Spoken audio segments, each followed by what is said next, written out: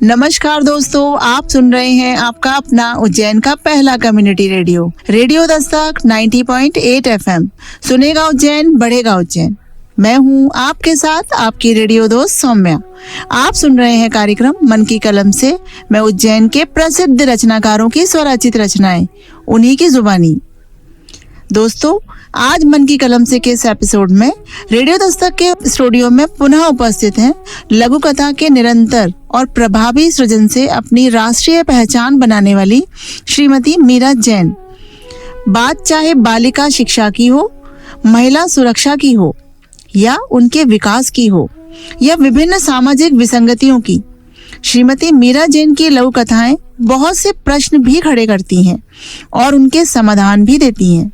राष्ट्रीय और अंतर्राष्ट्रीय स्तर पर कई पुरस्कार और सम्मान को प्राप्त कर चुकी श्रीमती मीरा जैन की प्रेरक लघु कथाओं को सुनने के लिए निश्चित रूप से रेडियो दस्तक के श्रोतागण बहुत ही आतुर हैं। तो आइए सुनते हैं श्रीमती मीरा जैन की पहली लघु कथा, जिसका शीर्षक है बंटवारा।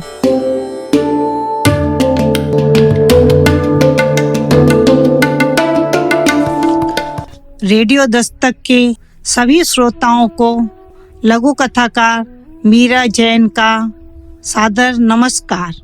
मैं आप लोगों के समक्ष आज उपस्थित हूँ अपनी छोटी छोटी लघु कथाएं लेकर। मेरी लघु कथा का शीर्षक है बंटवारा। पहले पिता और माता के देहांत के बाद 23 वर्षीय किशन घर में बिल्कुल अकेला रह गया। गांव वाले सभी यही सोच रहे थे कि अब इस बेचारे किशन का क्या होगा। इसके दोनों बड़े भाई शहर में रहते हैं, कोई इसे ले भी जाएगा या नहीं। लेकिन गांव वाले उस समय आश्चर्यचकित रह गए जब दोनों भाइयों में किशन को अपने अपने साथ ले जाने के लिए बहस होने लगी। विवाद बढ़ता देख गांव वालों ने उन्हें समझाइश दी। किशन बहुत किस्मत वाला है, जिसे आप जैसे भाई मिले। भाई के प्रति इतना स्नेह आजकल देखने को ही कहाँ मिलता है, वो भी मंदबुद्धि। आप दोनों विवाद करने के बजाय बारी बारी 6-6 माह अपने साथ रखें। दोनों भाइयों को यह बात जच गई। किशन जिस भाई के साथ पहले गया, वहाँ 6 माह पूर्ण होने के दिन नजदीक आ रहे थे। बच्चों के साथ किशन के भैया भाभी के चेहरे पर भी चिंता की लकीरें उभर आई। उसके जाने के एक दिन पूर्व ही सुनीता ने अत्यंत उदास व चिंतित लहजे में पति अर्थात किशन के भैया को कहा, अब 6 महीना अपना क्या होगा? आजकल दिन भर काम करने वाले नौकर मिलते कहाँ हैं? उधर दूसरे भाई का परिवार भी किशन का बेसब्री से इंतजार कर रहा था।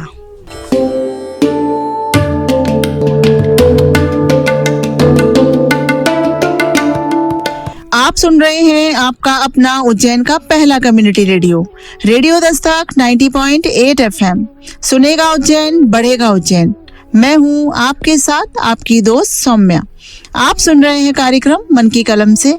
मैं उज्जैन के प्रसिद्ध रचनाकारों की स्वरचित रचनाएं, उन्हीं की जुबानी। बहुत सुंदर लघु कथा। दोस्तों, लघु कथा को सुनकर ऐसा लगता है कि सामाजिक रिश्तों में भी स्वार्थ का बोलबाला है। एक भाई जो मानसिक रूप से पूर्ण चेतन अवस्था में नहीं है, उसे भी साथ इसलिए नहीं रखा जा रहा है कि उसकी देखभाल हो, बल्कि साथ इसलिए रखा जा रहा है कि वह घर में एक नौकर की तरह कार्य करे। तो मन को झकझोर देने वाली इस लघु कथा को, जिसे अभी आपने सुना श्रीमती मीरा जैन जी की आवाज में, आइए सुनते हैं श्रीमती मीरा जैन जी की अगली लघु कथा, जिसका शीर्षक है वजन घटाइए।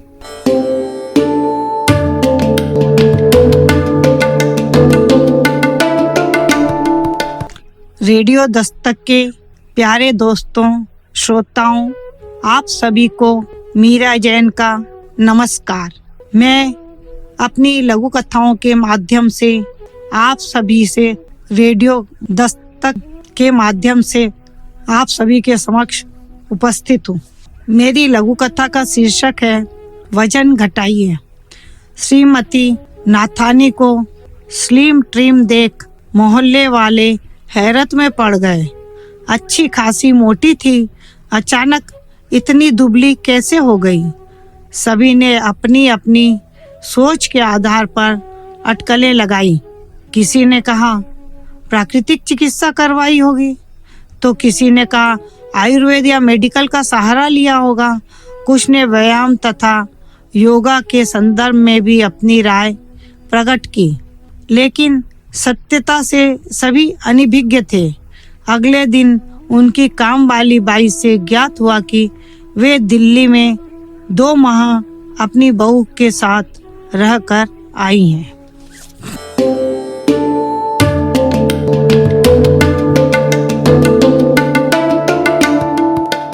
आप सुन रहे हैं आपका अपना उज्जैन का पहला community radio, radio Dastak 90.8 FM। सुनेगा उज्जैन, बढ़ेगा उज्जैन। मैं हूं आपके साथ आपकी रेडियो दोस्त सौम्या। आप सुन रहे हैं कार्यक्रम मन की कलम से। मैं उज्जैन के प्रसिद्ध रचनाकारों की स्वरचित रचनाएं, उन्हीं की जुबानी। दोस्तों, निश्चित ही समाज की कटु सच्चाई को रोचक अंदाज में व्यक्त करने का हुनर श्रीमती मीरा जैन में है। इस लघु कथा की अंतिम पंक्तियों ने बहुत बड़ा कटु सत्य व्यक्त किया है। श्रीमती मीरा जैन जी की ऐसी ही सामाजिक व्यवस्था पर चोट करती अगली लघु कथा सुनते हैं, जिसका शीर्षक है कालू का दर्द।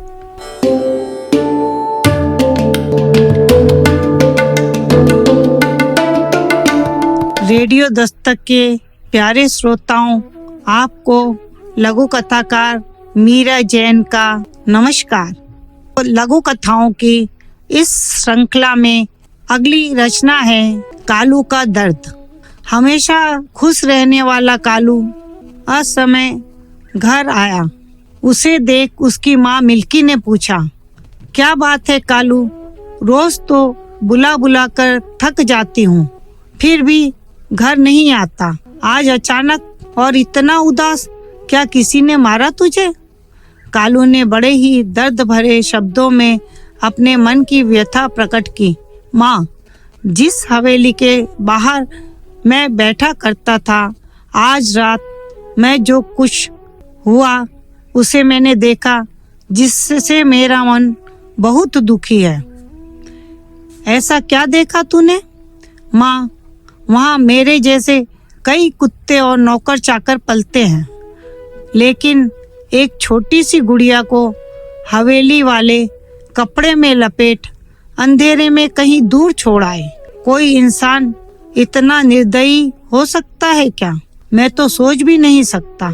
उस बेचारी ने उनका क्या बिगाड़ा था, बताओ माँ। उसकी बातें सुन मिल्की की भी आंखों में आंसू आ गए और भारी गले से बोली, बेटा, हमारे लिए तो बच्चे केवल बच्चे ही होते हैं, लेकिन इंसानों की दुनिया में बच्चे वैद्य अवैध होने के साथ साथ लिंग भेद के भी शिकार होते हैं।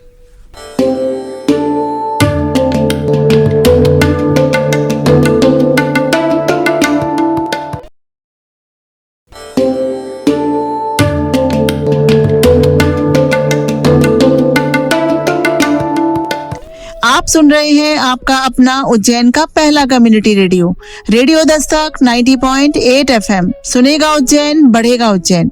मैं हूं आपके साथ आपकी रेडियो दोस्त सौम्या। आप सुन रहे हैं कार्यक्रम मन की कलम से। मैं उज्जैन के प्रसिद्ध रचनाकारों की स्वरचित रचनाएं, उन्हीं की जुबानी। दोस्तों, लगता है समाज में अभी और जागरूकता आना शेष है। श्रीमती मीरा जैन की ये लघु कथा सुनकर ऐसा ही लगता है कि भ्रूण हत्या जैसी समस्याओं से निजात पाने के लिए समाज को और अधिक जागरूक होने की आवश्यकता है। जब तक ऐसी समस्याओं से निदान नहीं मिलता, तब तक देश और समाज का विकास संभव नहीं है। तो आइए सुनते हैं श्रीमती मीरा जैन जी की अगली लघु कथा, जिसका शीर्षक है वेदना।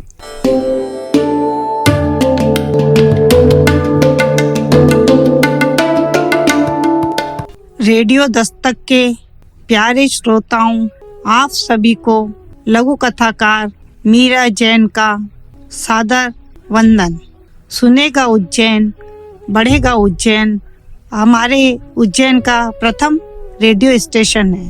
इसके माध्यम से मैं अपनी खूबसूरत रचनाएं, लघु कथाएं लेकर आपके समक्ष उपस्थित हूँ। मेरी लघु कथा का शीर्षक है वेदना। मंगलू को चुपचाप एकांत में रोता देख दोस्त पीलू उसके पास पहुंच सांत्वना भरे शब्दों में कहा, शांत हो जा मंगलू, भगवान की मर्जी के आगे किसकी चली है? अब रो रो कर क्यों अपने आंखें सुजा रहा है?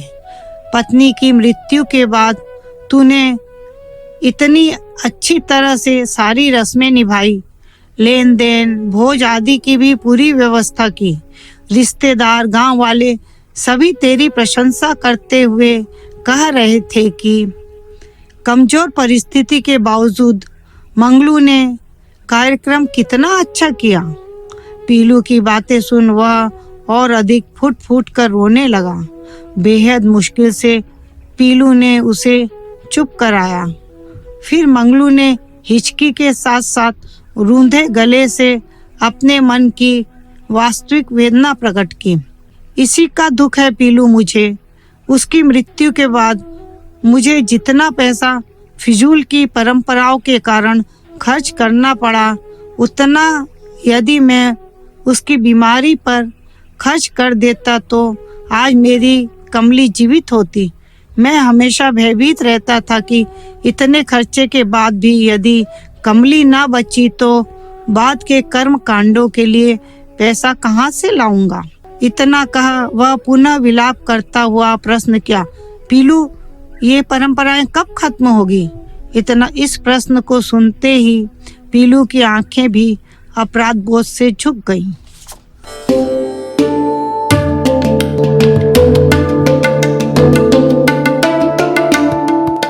आप सुन रहे हैं आपका अपना उज्जैन का पहला community radio, radio Dastak 90.8 FM।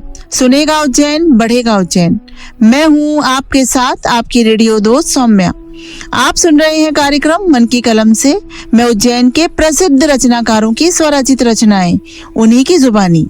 दोस्तों, वास्तव में यह एक विचारणीय बिंदु है कि व्यक्ति के जीवित रहते हुए हम उसकी सभी अपेक्षाओं, इच्छाओं और आवश्यकताओं की पूर्ति कर सकें। ये ज़्यादा महत्वपूर्ण है बजाय इसके कि उसके मरणोपरांत हम कुछ रीति रिवाजों को खर्चीले स्वरूप में पूर्ण कर अपने कर्तव्य की इतिश्री समझ लें। ऐसा ही एक संदेश देती हुई लघु कथा जिसे अभी आपने सुना। तो ये था आज मन की कलम से का एपिसोड, जिसमें आपने आनंद लिया प्रख्यात लघु कथाकार श्रीमती मीरा जैन की लघु कथाओं का। और अब समय है आपसे विदा लेने का। हम पुनः आपकी सेवा में हाजिर होंगे लेकर कार्यक्रम मन की कलम से, और सुनाते रहेंगे मीरा जी की अन्य साहित्य रचनाओं को। दोस्तों, आपको आज का ये कार्यक्रम कैसा लगा, इस संबंध में आप अपनी प्रतिक्रिया अवश्य व्यक्त करें। आपके मन में यदि कार्यक्रम से संबंधित कोई पोस्ट या कोई सुझाव आप देना चाहते हैं तो आप रेडियो दस्तक के व्हाट्सएप नंबर 9406894068 पर हमसे संपर्क कर सकते हैं। रेडियो दस्तक 90.8 FM से जुड़ी सभी अपडेट के लिए आप हमारे social media account Instagram, share chat, Facebook और ट्विटर पर भी जुड़ सकते हैं, जहां आपको कार्यक्रमों संबंधी अन्य जानकारियां भी मिलती रहेंगी। दोस्तों, अब समय है विदा लेने का। अब अपनी दोस्त सौम्या को इजाजत दीजिए, लेकिन कहीं मत जाइए। सुनते रहिए आपका अपना रेडियो दस्तक 90.8 FM। सुनेगा उज्जैन, बढ़ेगा उज्जैन।